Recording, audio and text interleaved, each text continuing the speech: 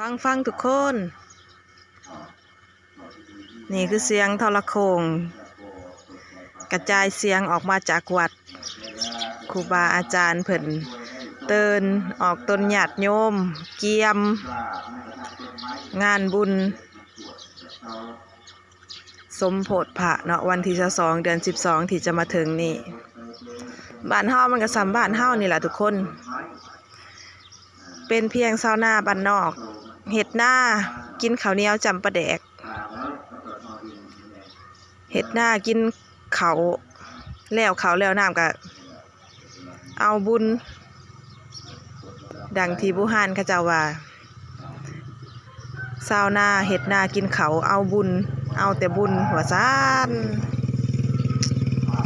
เฮ็ดนากินข้าวแล้วเขาวัด